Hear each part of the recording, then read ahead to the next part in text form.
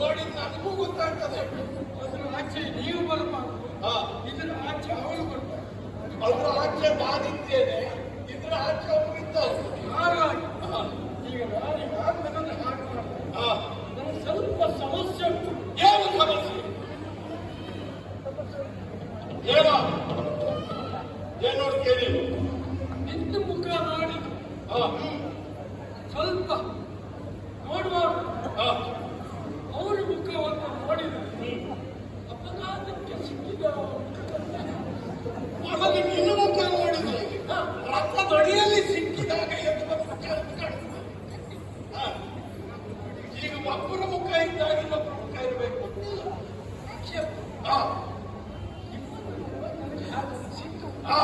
ಅದಕ್ಕೆ ನೀವು ಯಾರು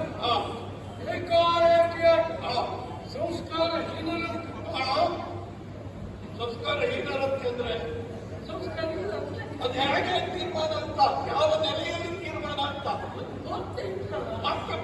ಹೋಗೋದಕ್ಕಿಂತ ಬಂದವರು ನಾವು ಹೋಗ್ತೇವೆ. ನಾವೀಗ ನಾವು ಕಳಿಸ್ತೇವೆ. ಹಾಗೆ ಬಂದವರು ನೀವು ಯಾರು, ಎಲ್ಲಿಂದ ಬಂದು, ಯಾಕೆ ಬಂದು, ನಿಮಗೆ ವಿಳಾಸ ನೀನು ಹೇಳ್ತೀಯ ಅವನ ಹೇಳ.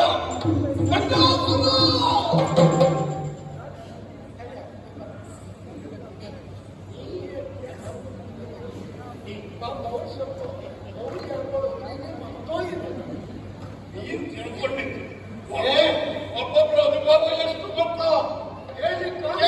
ಕೇಳು ಉತ್ತರಿಸ್ತಾನೆ ಅವರು. ನಮ್ಮನ್ನು ಕೇಳುವ ನೀನು ಯಾರಂತ ಬೇಕಲ್ಲ, ನಮ್ಮನ್ನು ಕೇಳುವ ನೀನು ಯಾರಂತ ಬೇಕಲ್ಲ. ನಿಮಗೆ ನೀವು ಬಂದದ್ದು ಎಂದು ಕಲ್ಪನೆ ಉಂಟು. ಕಲ್ಪನೆ ಸ್ವರ್ಗ ಅಲ್ಲಿರುವ ಯಾರು? ದೇವತೆಗಳು. ಮತ್ತಷ್ಟು ಗೊತ್ತಿದ್ರು ಸಾಕು. ಅಷ್ಟು ಗೊತ್ತಿದ್ರು ಸಾಕು. ಬಂದ್ರೆ ನಾವು ದೇವತೆಗಳು ಸಾಗುದು. ಇನ್ನೇನು ಅಂತ ಕೇಳು. ಇನ್ನೆಂತ ದ್ವಾರ ಯಾವುದೋ ಒಂದು ಪ್ರಾಣಿ ಇದ್ರೆ ನನ್ನ ಆಕ್ಷೇಪಕ್ಕೆ, ದೃಷ್ಟಿ ಧ್ವಜಕ್ಕೆ ನಾವು ಆಕ್ಷೇಪ ಮಾಡ್ತೇವೆ.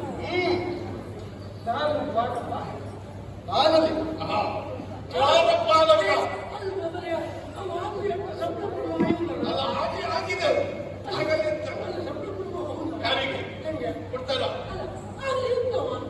ಹೇಳ್ತಾಳೆ. ಏನೀಗ ನೀನು ದ್ವಾರಪಾಲಕ, ಹೋಗಿ ಹೇಳು ನಿನ್ನ ಒಡೆಯನಿಗೆ ಶೋಣಿತ ಪ್ರದಾಧಿಕಾರಿ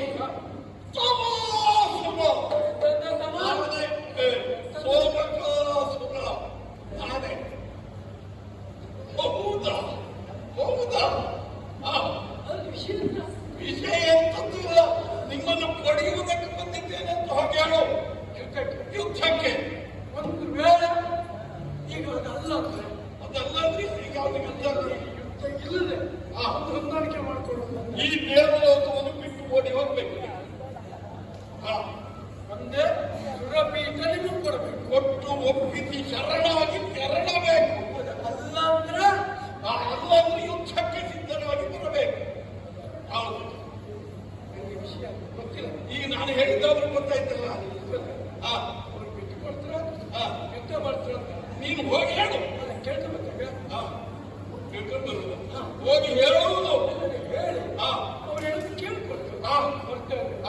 ಅಲ್ಲಿವರೆಗೆ ಏನು ಆದರೆ ನಿಂತುಕೋ, ಇಲ್ಲದಿದ್ದರೆ ಜವಡಿಸು.